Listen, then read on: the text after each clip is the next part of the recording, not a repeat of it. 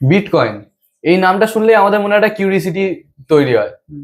তো বিটকয়েন নিয়ে আজকে আমার কাছে অনেকগুলো কোয়েশ্চেন আছে, আর ক্রিপ্টোকারেন্সি যেটা, ক্রিপ্টোকারেন্সি নিয়ে আমার কাছে তোমার মানে আমার পক্ষ থেকে তোমার কাছে অনেকগুলো কোয়েশ্চেন আছে। তো ক্রিপ্টোকারেন্সি ব্যাপারটা ফার্স্ট থেকে আমরা শুরু করি। ক্রিপ্টোকারেন্সি কি মেনলি? ক্রিপ্টোকারেন্সি কারেন্সি একটা ডিজিটাল কারেন্সি। তো এবার সেটা ব্যাপারটা হচ্ছে যে কার জন্য জিনিসটা বলবো সেটা খুব ইম্পর্টেন্ট। তো আমরা যেমন এমনি টাকা দিয়ে অনেক কিছু কিনতে পারি, ক্রিপ্টোকারেন্সি দিয়ে আমরা অনলাইনে অনেক কিছু কিনে যেতে পারে। সেটা এখনো শুরু হয়নি। আচ্ছা, মানে পার্সিয়ালি হয়েছে, ফুল ফ্লেজেড শুরু এখনো হয়নি। বলতে পারিস 10%ও এখনো রিচ করেনি। আচ্ছা, ঠিক আছে। ক্রিপ্টোকারেন্সি যদি ডেফিনেশন বলিস সেটা সবার জন্য আলাদা। মানে তুই যদি একটা আম পাবলিক হোস, ইন্ডিয়ার আম পাবলিক, তাহলে ক্রিপ্টোকারেন্সির ডেফিনেশন আলাদা। তুই যদি ইন্ডিয়া থেকে একটা পার্সন হোস যে ক্রিপ্টোকারেন্সিকে বুঝে সেখানে পয়সা লাগিয়ে বড় লোক হওয়ার চেষ্টা করবে, তার জন্য ক্রিপ্টোকারেন্সি আলাদা।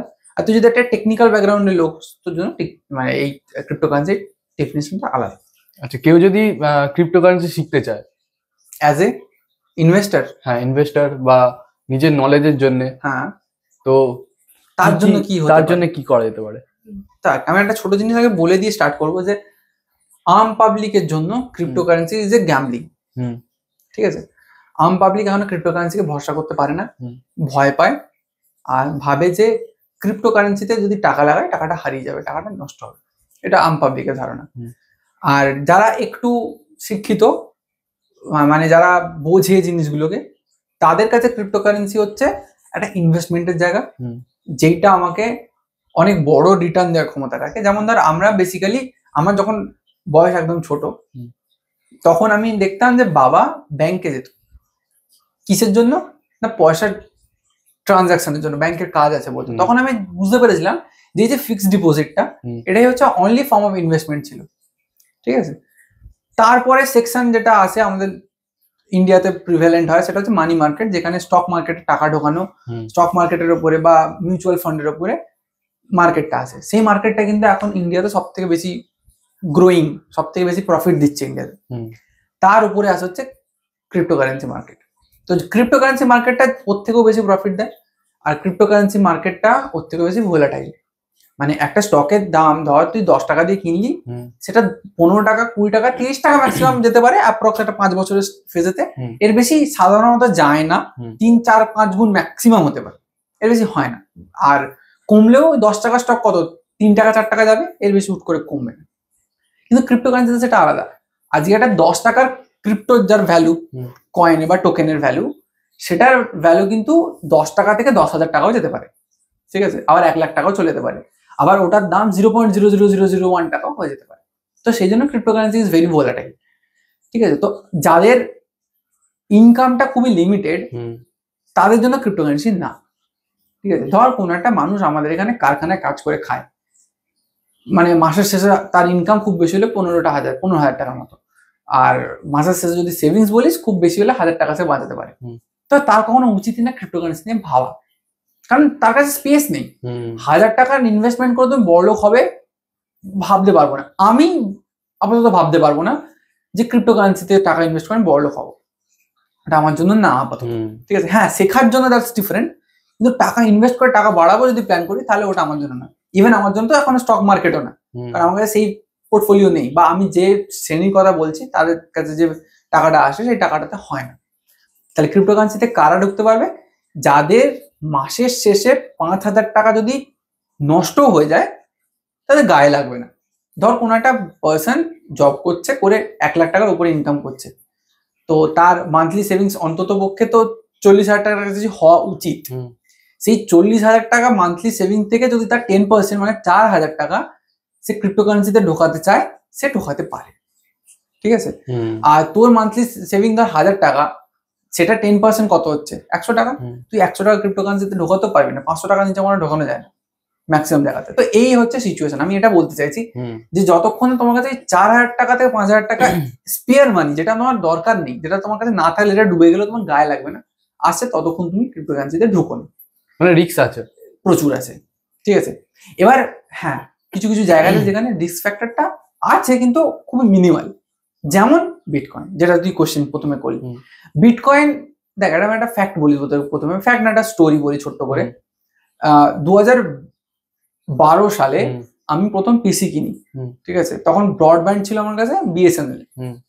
এবার ছোটবেলা থেকে কম্পিউটার রিলেটেড একটু বেশি আগ্রহ ছিল, আর উল্টো পাল্টা সাইডে ঢুকতাম সিনেমা ডাউনলোড করার চক্করে, ঠিক আছে। তখন তার এত ওয়েবসাইট অ্যাভেলেবল ছিল, তখন টরেন্ট ছাড়া কিছু হতো না। আর টরেন্ট খুললে রিডাইরেক্ট হয়ে হয়ে অনেক অনেক ওয়েবসাইটে চলে যেত।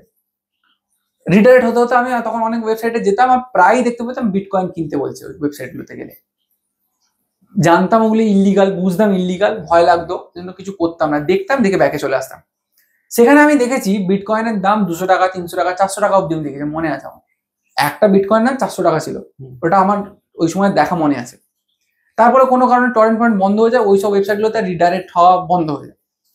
সেই রিডাইরেক্ট হওয়া বন্ধ হয়ে যায়, তারপরে আমি যখন ব্যাপারটাকে বুঝি যে ক্রিপ্টোকারেন্সি কি, তখন 2017 সাল 18 সাল হবে, তখন অলরেডি বিটকয়েন কয়েক লাখ ক্রস করে গেছে, 10 লাখের কাছাকাছি চলে গেছে। তারপরে এখন তো আমরা দেখতে পাচ্ছি 1 কোটি টাচ করেছে, 1 কোটি আশপাশ ঘুরছে। তো যদি তখন আমার সেন্সেস থাকতো, তখন আমি বুঝতে পারতাম, তখন যদি আমি 300 টাকা 400 টাকা বিটকয়েন কিনে রাখতে পারতাম একটা অন্তত, তাহলে আজকে আমার কোটিপতি বলাটা ঠিক না, 1 কোটি টাকার মতো প্রফিট আমাকে থাকতো।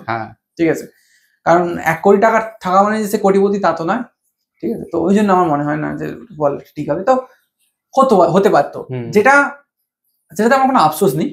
আমি দেখেছি, আমি শিক্ষা পেয়েছি যে এটা হতে পারে। যে কোনো জিনিসকে ফুঁড়িয়ে উড়িয়ে দেওয়াটা ঠিক নয়, নজর রাখো, একটু টাইম ইনভেস্ট করতে পারো। তো গ্যামলিংই হতো বলতে পারিস সেটা। তো এটা আমি দেখেছি।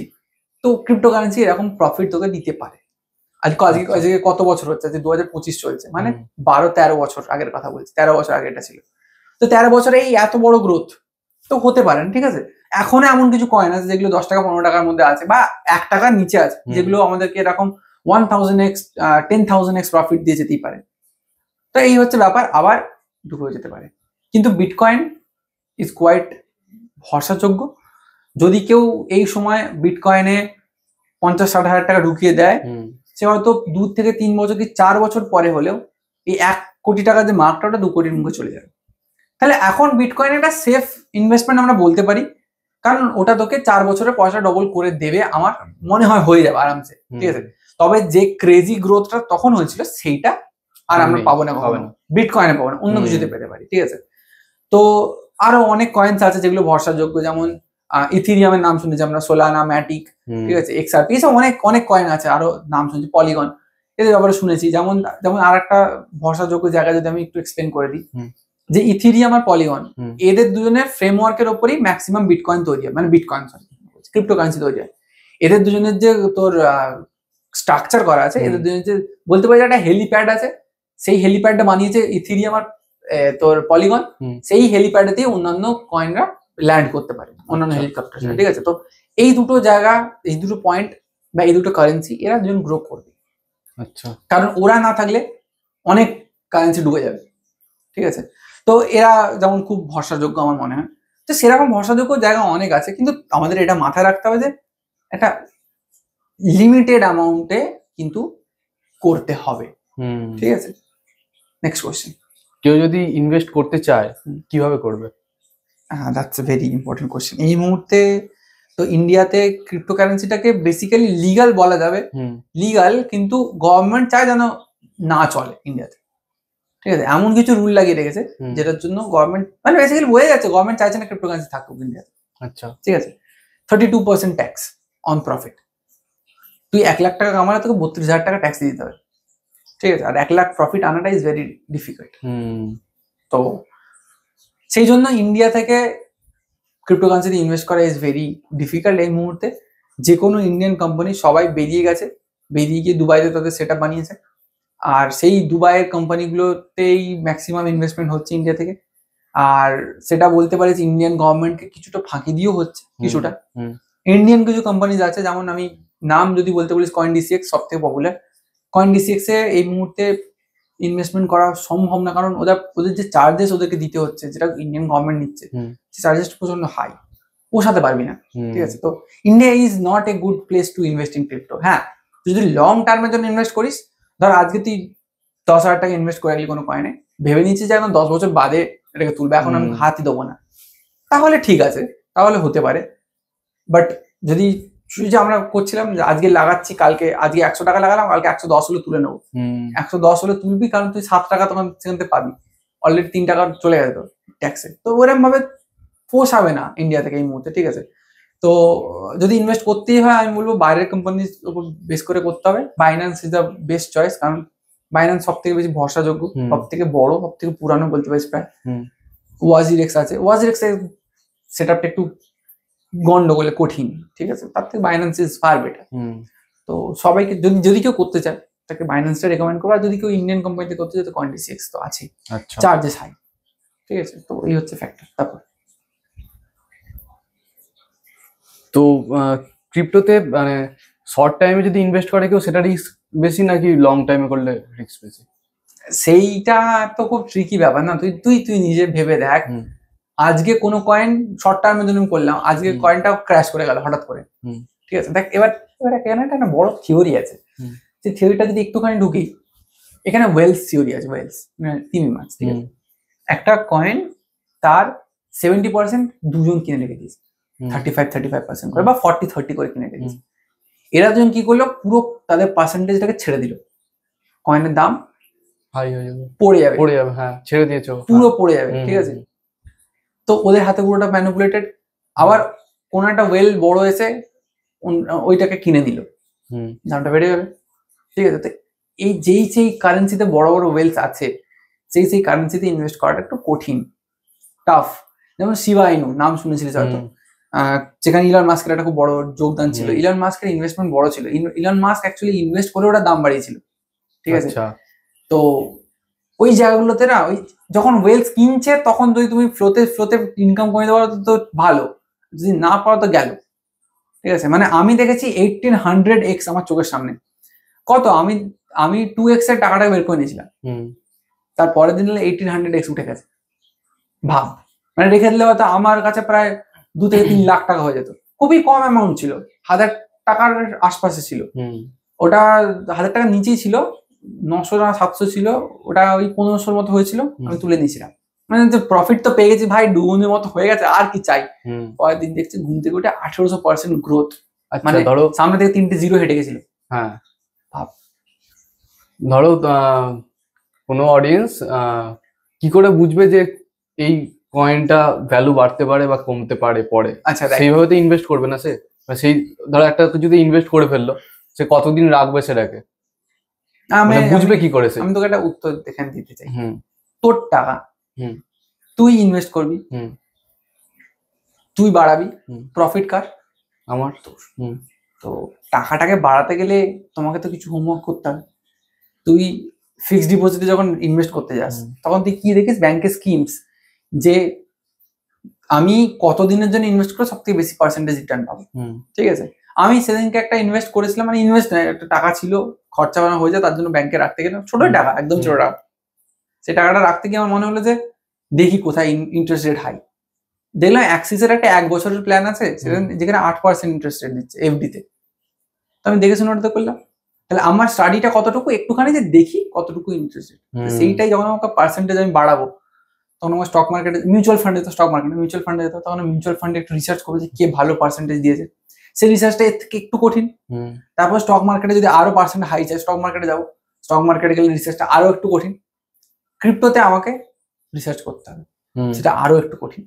তো আমাকে টাইম তো দিতে হবে কোনো কয়েনে ইনভেস্ট করার আগে। আমাকে বুঝতে হবে যে কয়েনটা এতদিন কিভাবে চলেছে, কয়েনটা ওনারশিপ কাদের কাছে আছে, কিভাবে তাদের ডিস্ট্রিবিউশনটা আছে। দেখবি গ্রো অ্যাপটা খুললে না, কোনো স্টক কিনলে তার হোল্ডিংস কার কাছে আছে সেই লিস্টেড দিয়ে দেয়, কিন্তু ক্রিপ্টোতে অতটা নেই, এসব ক্ল্যারিটি নেই। এটা একটু আমাদেরকে ব্যাক রিসার্চ করতে হবে। আচ্ছা, তোমাকে ফোনটা নিতে হবে, নিয়ে একটু বসে বসে খাঁটতে হবে, ইউটিউবে ভিডিও দেখতে হবে, বুঝতে হবে কয়েনটাকে। ধর আমি সোলানাতে ইনভেস্ট করবো, সোলানাটাকে পুরো স্টাডি করতে হবে, করে তারপর তুমি বুঝতে পারবে যে আমার এখানে করা উচিত না।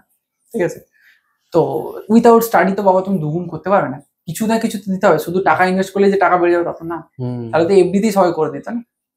সেই হচ্ছে ফ্যাক্টর। নেক্সট, ক্রিপ্টোকারেন্সির হিস্ট্রি, মানে ক্রিপ্টোকারেন্সি কি করে এলো, কিভাবে ইন্ডিয়াতে এলো, আর কবে এটা প্রথম, মানে কি কয়েন প্রথম এসছে, এরকম কিছু তোমার কাছে যেগুলো জানা আছে সেগুলো। আমি তোকে প্রথমে একটা কথা বলেছিলাম মনে আছে, যে ক্রিপ্টোকারেন্সিটা তিনজনের জন্য হয়। একটা হচ্ছে আর্ম পাবলিক, একটা ইনভেস্টার, আর একটা হচ্ছে টেকনিক্যাল গাইজ। ঠিক আছে, তো এই টেকনিক্যাল গাইজের যে পার্সপেক্টিভ ফর ক্রিপ্টোকারেন্সি, সেই জিনিসটা কিন্তু আমাদের বোঝা উচিত। আমি টেকনোলজি নিয়ে 6 বছর ধরে পড়াশোনা করলাম, আমি আজ অব্দি বুঝে উঠতে পারিনি ক্রিপ্টোকারেন্সি কি। আচ্ছা, অনেস্টলি বলছি, হ্যাঁ, আমি আজ অব্দি বুঝে উঠতে পারিনি এই ক্রিপ্টোকারেন্সি টেকনোলজিটা কি, কি জন্য, কি কাজে ইউজ হবে, কোথায় ইউজ হবে, আমি জানি না। এর পিছনে এই ক্রিপ্টোকারেন্সিকে তৈরি কি করে হয়েছে সেটা আমি জানি। সেটা হচ্ছে ব্লকচেন টেকনোলজি, সেখানে স্মার্ট কন্ট্রাক্ট হয়, সেখানে কিছু ল্যাঙ্গুয়েজেস ইউজ হয়, কোডিং ল্যাঙ্গুয়েজেস, যেখানে স্মার্ট কন্ট্রাক্ট লেখা যায়, যেমন সলিডিটি, এইসব কোডিং ল্যাঙ্গুয়েজ আমি কোড করেছি। তো আমি জানি যে কি করে করতে হয়, ঠিক আছে, কিন্তু আমি এখনো জানি না একটা পারপাস কি। আচ্ছা, বিং ওই ফিল্ডে থেকে আমি জানি না। তো তুই এক্সপেক্ট করে করছিস যে যারা নর্মাল মানুষ, যারা ইনভেস্ট করছে তারা জানবে? সম্ভব না। আমি তোকে একটা ছোট্ট জিনিস বলে দিচ্ছি, এই জিনিসটা না পুরো মেট্রিক্সের বাইরের জিনিস, ওয়ার্ল্ডের মেট্রিক্সের, ঠিক আছে। এখনো আমরা কেউ জানি না ক্রিপ্টোকারেন্সি কোথায় ইউজ হবে। Cryptocurrency is a gambling still না। আমি বারবার ক্রিপ্টোকারেন্সি গ্যামলিং বলি, তার পিছনে কারণ একটাই, যে ক্রিপ্টোকারেন্সির ইউজ পারপাস আমরা জানি না, ঠিক আছে। আমি আগেও একটা ভিডিওতে বলেছি, এটা তুই যে কোশ্চেনটা করছিস না, এটা আমার মনে হয় সব থেকে আগে করা উচিত ছিল, যে ক্রিপ্টোকারেন্সি জিনিসটা কি আর কোন পারপাসে ইউজ হতে চলেছে। ঠিক আছে, দেখ, ক্রিপ্টোকারেন্সি একটা এমনই জিনিস যেটার কোনো পারপাস এখন অব্দি ওয়ার্ল্ড জানে না। ক্রিপ্টোকারেন্সি যারা বিল্ড করেছে তারা অব্দি জানে না। ইন্টারনেট তৈরি হয়েছিল 2000 সালের আগে থেকে কাজ চলছিল। ইন্টারনেটের ফার্স্ট ইউজেজ আমরা কবে দেখতে পেয়েছি জানিস? যখন ফেসবুক লঞ্চ হয়েছিল আর্ম পাবলিকের জন্য, 2005-06 প্রায় 4-এতে লঞ্চ হয়েছিল, 5-এতে গিয়ে না 6-এতে গিয়ে আর্ম পাবলিকের জন্য হয়েছিল। তখন আমরা ইন্টারনেটের ইউসেজ দেখতে পেয়েছিলাম, যেমন এআই। এখন এআই এর ইউসেজ এখন আমরা ভালোভাবে দেখতে পাইনি। ওটাই বুঝতে পেরেছিস কি বলতে চাইছি? তৈরি তো অনেক আগে হয়ে গেছে, তৈরি তো অনেক আগে হয়েছিল। তো ক্রিপ্টোকারেন্সি কোথায় ইউজ হবে আমরা স্টিল জানি না। ওয়েব 3, ওয়েব 2 অনেক কিছু গল্প আছে, কিন্তু কেউ এখনো জানে না এটার অ্যাকচুয়াল ইউজ পারপাসটা কি। ঠিক আছে, তো সেই জন্য আমার না জিনিসটাকে খুব ভয় লাগে এখনো, যে যতদিন না জানতে পারছি এটার ইউজ কি। কারণ আমি না একটা জিনিস তোকে বলছি, এতদিন আমি এত পডকাস্ট দেখেছি, সবকিছু না বুঝেছি, একটা পডকাস্ট দেখেছি যেটা আমি বুঝিনি, ঠিক আছে, যেটা হচ্ছে বিয়ার বাইসেপের সাথে সোলানার কো-ফাউন্ডার, নামটা ভুলে গেছি, ওর পডকাস্ট। আমি বুঝিনি কিছু, সে বোঝানোর চেষ্টা করছিল ক্রিপ্টোকারেন্সি কিভাবে ইউজ হতে চলেছে। আমি রেকমেন্ড করবো, যদি কেউ সিরিয়াস হয় ক্রিপ্টোকারেন্সি সম্বন্ধে, তার ওই পডকাস্টে গিয়ে দেখা উচিত, সোলানার কো-ফাউন্ডার সাথে বিয়ার বাইসেপের, ঠিক আছে। আমি না বুঝিনি কিছু, অ্যান্ড ফ্রম দেয়ার আমার কোশ্চেন অ্যারাইজ করেছিল যে ভাই তাহলে হচ্ছেটা কি। সে বলছে যে উই স্টিল ডোন্ট নো কি ক্রিপ্টোকারেন্সিটা ইউজ করতে হবে। দেখ বাবা, ডিজিটাল ট্রানজাকশনের টাকা যেটা ট্রানজাকশন হচ্ছে সেটা লিমিট রিচ করে গেছে। আমরা দেখতে পাচ্ছি যেটা বহুত কনভিনিয়েন্ট, এক ক্লিকে টাকা চলে যাচ্ছে। তো ক্রিপ্টোকারেন্সি ইউজটা কোথায় হবে? আমার ক্রিপ্টোকারেন্সি দরকার নেই, আমি এমনি ট্রানজাকশন, ইউপিআই সিঙ্গাপুরে অ্যাকসেপ্টেড হয়ে গেছে, ইউপিআই গোটা ওয়ার্ল্ড অ্যাকসেপ্ট হয়ে যাবে কিছুদিন বাদে। তো আমাকে এই ফরেন ফরেক্স যে এক্সচেঞ্জ, টাকা পয়সা, এসব আর দরকারই পড়বে না। তাহলে আমি ক্রিপ্টোকারেন্সিটা ইউজ কোথায় করবো? ঠিক আছে, তো বেসিক্যালি আমরা জানি না এখন ক্রিপ্টোকারেন্সি মানে ইউজেস কিভাবে হচ্ছে। এখন ক্রিপ্টোকারেন্সি কেউ ইউজ করছে, এখন ক্রিপ্টোকারেন্সি ভাবে হোল্ড করছে পরে সেই টাকাটাকে বাড়ানোর জন্য। এবার যদি সেটা ইউজেস না আসে কোনো, সব চলে গেল। ঠিক আছে, তো স্টিল এটা একটা গ্রোয়িং প্রজেক্ট, এটা কোথায় ইউজ হবে আমরা জানি না। আমি জানি না কজন এই জিনিসটা সম্বন্ধে জানে, যে ওয়েব 3-তে স্যান্ডবক্স বলে একটা ওয়েবসাইট লঞ্চ করেছিল, যেখানে ভার্চুয়াল জমি কেনা যাচ্ছিল ক্রিপ্টোকারেন্সি দিয়ে। অনেক কিছু হয়েছিল, জাস্টিন বিবার একটা জায়গায় জমি কিনেছিল, তার আশেপাশে জমি থেকে দাম খুব বেড়ে গেছিল। ঠিক আছে, এইসব আমি দেখেছি। ঠিক আছে, কনসার্ট হচ্ছে, সেখানে কনসার্টে যাওয়া যেত, ভার্চুয়াল দুনিয়া। ঠিক আছে, তো সেইখানে ইউজেস দেখাচ্ছিল ক্রিপ্টোকারেন্সি। আরে ভাই, এগুলো ভাইবেল না, এগুলো নর্মাল না, এগুলো অ্যাবনর্মাল লাগছে শুনতে। ঠিক আছে, মানে একটা হিউম্যান বিং এর বেসিক নিডস কি? ফুড, শেল্টার, ক্লোথস, ব্যাস, এগুলো তো বেসিক নিডস। এই বেসিক নিড কিছু দরকার লাগে ক্রিপ্টোকারেন্সি এখানে। তো এটাই হচ্ছে আমার কথা, যে ক্রিপ্টোকারেন্সিকে আমি বারবার ভোলাটাইল বলি, বারবার এখনো গ্যামলিং বলি, তার কারণ এটাই যে ক্রিপ্টোকারেন্সি ইউজ পারপাস কিন্তু এখনো বেরোয়নি। ঠিক আছে, লোকে বলছে ক্রিপ্টোতে ট্রানজাকশন করবে। হ্যাঁ দেখ, আমি একটা তোকে জিনিস বলতে চাই, ক্রিপ্টোকারেন্সি খুব সেফ, খুব সেফ, ঠিক আছে। ক্রিপ্টোকারেন্সি ব্লকচেন টেকনোলজিতে বানানো থাকে। ক্রিপ্টোকারেন্সিতে হ্যাশিং ইউজ করা হয়। সেই হ্যাশিং এর জন্য কি হয়, একটা চেন থাকে, ঠিক আছে, ছোট ছোট ব্লকসটা চেন দিয়ে কানেক্টেড। কোনো হ্যাকার তাকে প্রত্যেকটা বক্সকে আনলক করতে হবে to get access of that thing. তো এখানে কি হয়, এই যে হ্যাশিং ফাংশন থাকে, ফার্স্ট বক্সটাকে যদি কেউ চেঞ্জ করে উইথাউট দ্য প্রপার কি, তাহলে পরের বক্সেও চলে আসবে, কিন্তু ওই বক্সের পুরো যে চেনটা আছে, যতগুলো বক্স আছে সবার কি আবার চেঞ্জ হয়ে যাবে। তুই একটা আনলক করে পরেরটা গেলি, পিছনেটা আবার লক, অ্যাক্সেস পাওয়া সম্ভব, পিছনেটা আবার লক হয়ে গেছে। তো ওটাকে যতবার ভাঙবে ততবার লক হয়ে যাবে, যতবার ভাঙবে ততবার লক হয়ে যাবে। তো সেই জন্য ওটা সেফ। ভাই কিন্তু সেফ তো আমি বুঝলাম, আমার টাকা কেউ নিয়ে নিচ্ছে না আমি বুঝলাম, টাকাটা ইউজ করবো কোথায়? বুঝতে পারছি আমি কি বলতে চাইছি? ধরো টাকা উইথড্র করা যায় না কোনোভাবে, বলছি আমি তোকে একটা বেসিক এক্সাম্পল দিই। তোর পাশের বাড়ির সাথে যুদ্ধ হবে, হবে কি হবে না, ভুল বললাম, যুদ্ধ হবে না।